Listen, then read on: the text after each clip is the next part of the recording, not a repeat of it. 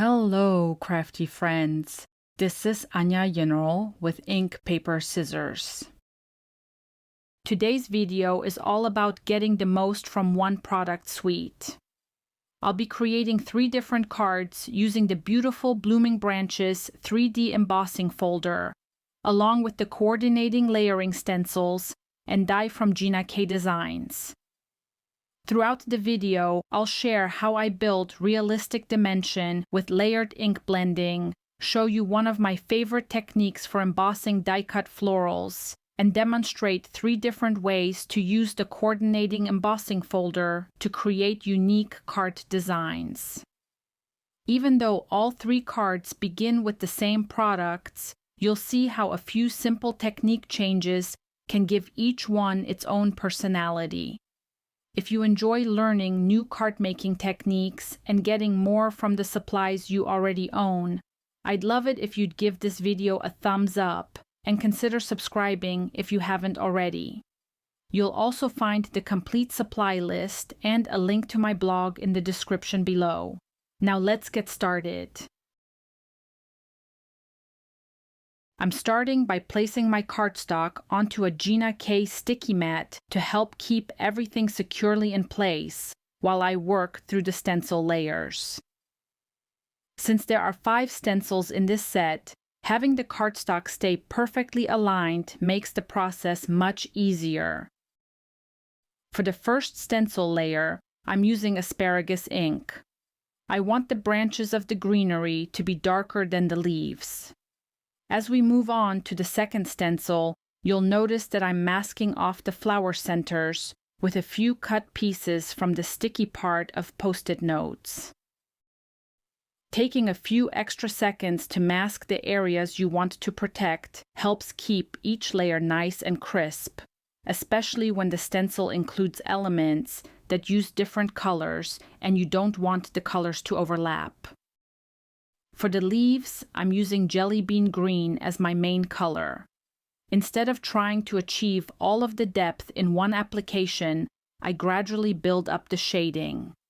After laying down the Jelly Bean Green lightly, I bring in a detailed ink blending brush to add a bit more contrast with the same Jelly Bean Green ink.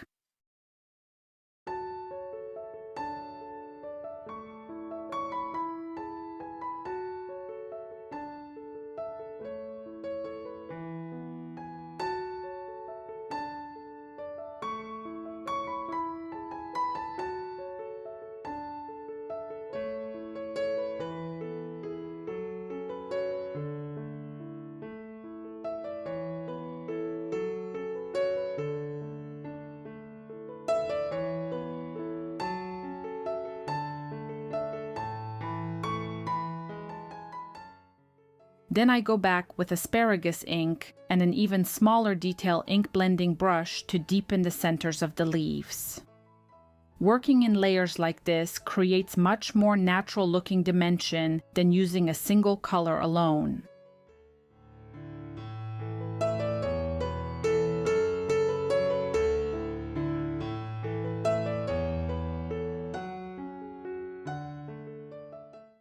Next, I remove the Post-it notes masks and then I start adding tangerine twist to the flower centers. I am a little more heavy-handed on the left side of the flower center. Even though these are small details, that pop of warm color immediately starts bringing the image to life and creates a beautiful contrast against all of the greens.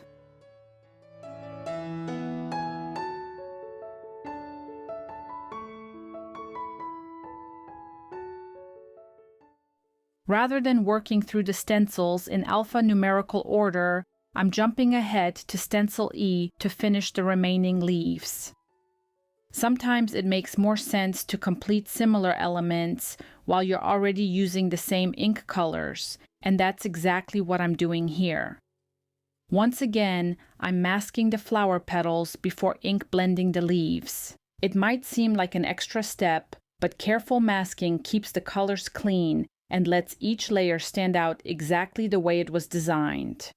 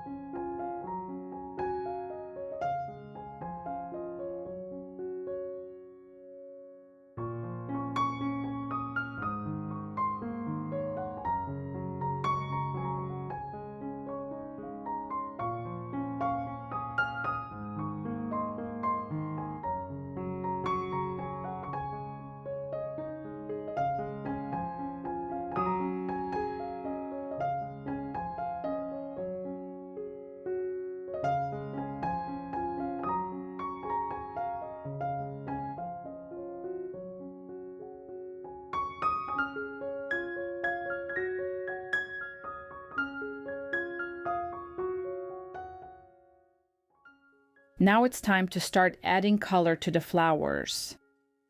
I begin with light orchid using a larger blending brush to establish a light base color. Then I switch to a smaller detailed brush, still using light orchid, so I can add color more precisely where it's needed.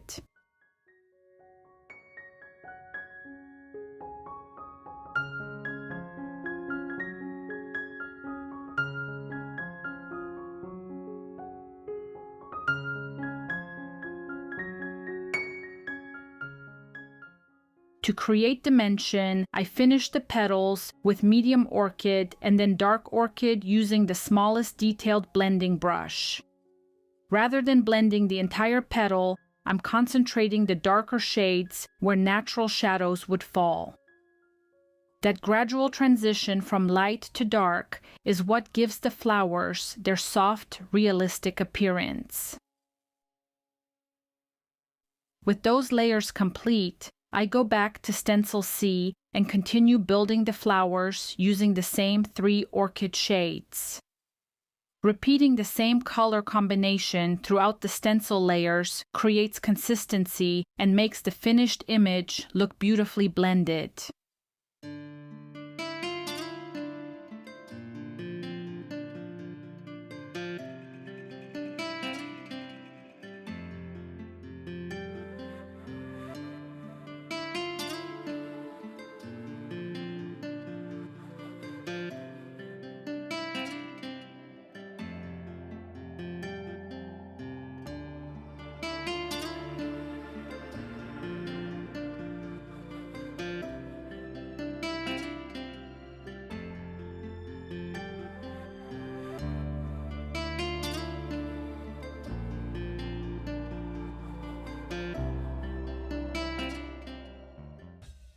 Finally, I move on to Stencil D, again using the same light, medium, and dark orchid inks.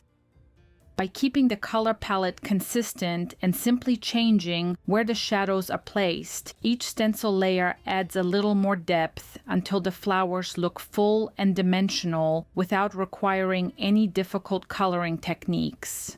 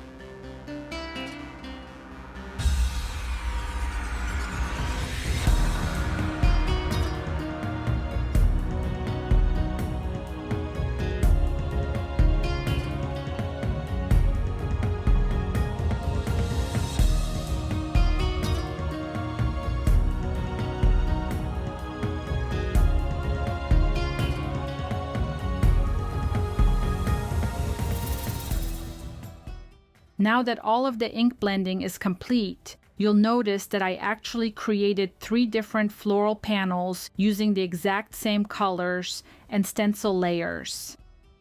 Since we'll be making several cards, it's much more efficient to prepare everything at the same time. For the first panel, I'm using the coordinating die to cut out all of the flowers. One important tip here is to die cut the florals before embossing them. That allows the embossed details to stay crisp and prevents them from being flattened during the die cutting process. If I notice any small white edges around the die cuts, I like to trim them away with a pair of scissors. It's a quick step, but it gives the florals a much cleaner, more finished look.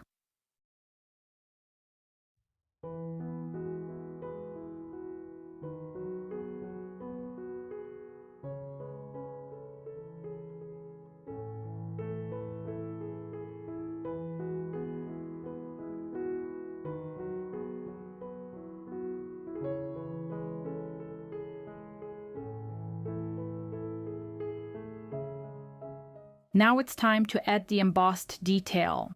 I place each flower back into the Coordinating Blooming Branches 3D embossing folder, lining it up with the matching floral design. Once everything is positioned correctly, I secure the pieces with a little mint tape from scrapbook.com. I recommend using a low-tack tape for this step. It holds the die cuts in place while you close the embossing folder, but it's gentle enough to remove afterward without damaging the cardstock and all of the ink blending you just spent time creating. After running everything through my die cutting machine, the flowers instantly come to life. The embossed details add beautiful dimension and really enhance all of the shading we created with the layering stencils. It's a simple step, but it makes a remarkable difference. Since we're working on several cards at once, I move on to preparing the backgrounds. For the first background, I'm embossing a plain A2 panel that already has a little ink splatter using the Gingham embossing folder. This creates a subtle textured background that adds interest without competing with the floral arrangement.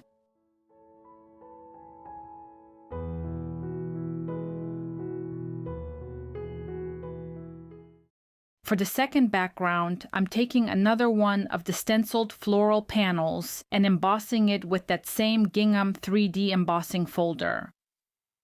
But instead of stopping there, I place the panel into the Coordinating Blooming Branches 3D embossing folder and emboss it a second time. If you've watched my channel before, you've probably seen me use this double embossing technique with texture embossing folders. This is the very same idea, except this time I'm combining a texture embossing folder with the Coordinating Floral embossing folder. I absolutely love the result. The Gingham texture surrounds the flowers, while the Coordinating embossing folder brings the floral image back into focus. The combination creates so much depth and interest without taking anything away from the original design. For the third panel, I keep things a little simpler by embossing it with only the Coordinating Blooming Branches 3D embossing folder. This gives us a third variation using exactly the same products, proving that a single embossing folder set can create several completely different looks depending on how you combine the techniques. With all 3 card panels dry embossed, I can now start turning these panels into finished cards. For the first card, I simply adhere the double embossed panel to an A2 card base. I'm going to set this one aside for now, since we'll be adding the sentiment a little later. Now let's move on to the second card. This one uses the Gingham embossed background along with the florals we die cut and embossed earlier. Even though the overall design is similar, using the individual die-cut flowers creates a completely different look and adds even more dimension. To recreate the greenery from the original design, I'm using the Foliage Fillers dies. I die-cut several sprigs from a light green watercolor background that I had in my scrap stash, but a light green cardstock would work just as well. This is a great reminder that your scraps can be perfect for small die-cut elements like these. Rather than leaving the die cuts a solid color, I like to add a little ink blending to give them more life. Even starting with colored cardstock, a little shading makes a huge difference. For the first style of foliage, I begin with light spruce and then deepen the color with medium spruce and then dark spruce. Building the color gradually creates much more realistic dimension than using a single shade of green. For the second style of greenery, I'm using jelly bean green and asparagus. Just like we did with the flowers earlier, layering 2 shades creates natural highlights and shadows, helping the foliage look fuller and more dimensional. Now it's time to start arranging everything on the card. Before I commit to any adhesive, I like to lay out all of the greenery first. This gives me a chance to build a balanced composition and make sure the foliage frames the flowers without covering too much of the beautiful embossed background. Once I'm happy with the arrangement, I adhere the greenery to the card base and then pop up the embossed floral die cuts with foam squares.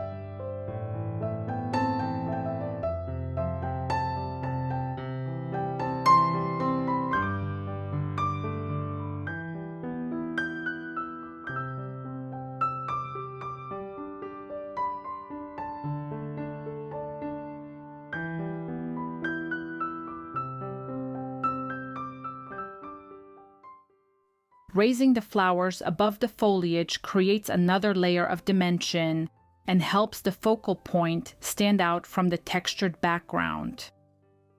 We'll come back and add the sentiment a little later, but for now, the second card is really starting to come together.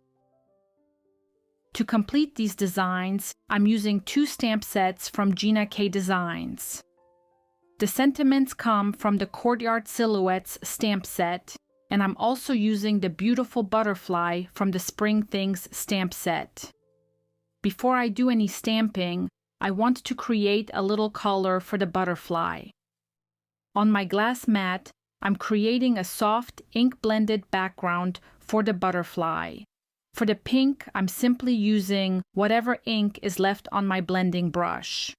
There's usually plenty of color remaining in the brush for a soft blend like this, making it a great way to get one more use out of your ink.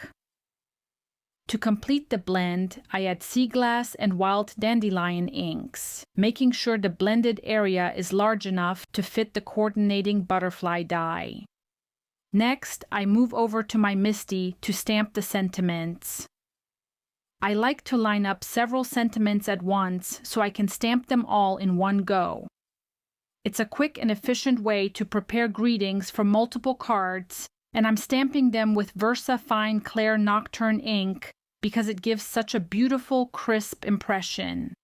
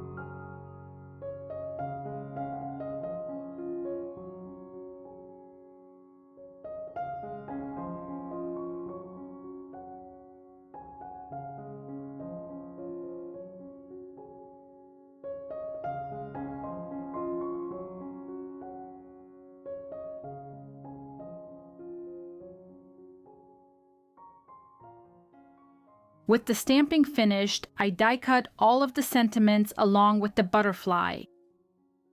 Now comes one of my favorite little tricks. I place the panel that I cut the butterfly from back into my MISTI and align the butterfly stamp inside the die cut opening. Then I place the die cut butterfly back into that opening before stamping. Using the original panel as a guide makes it incredibly easy to position the stamp perfectly, so the butterfly image lines up exactly where it should on the die cut. Once everything is aligned, I ink the stamp with VersaFine Clair Nocturne and stamp directly onto the ink-blended butterfly.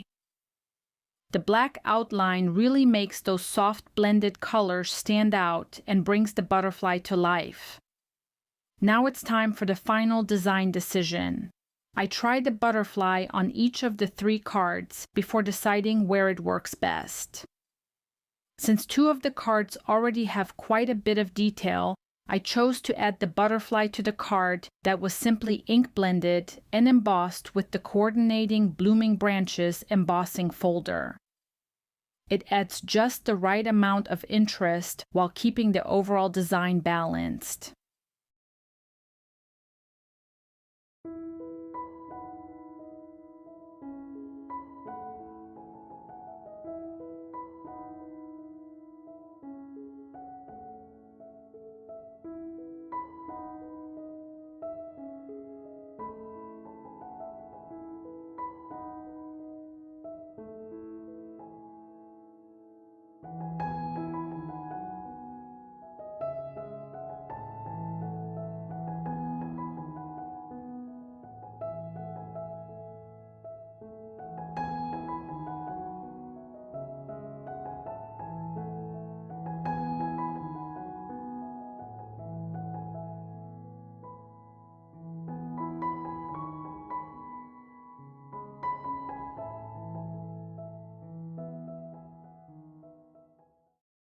To finish the cards, I pop up each sentiment with foam adhesive for a little extra dimension, and with that, all 3 cards are complete.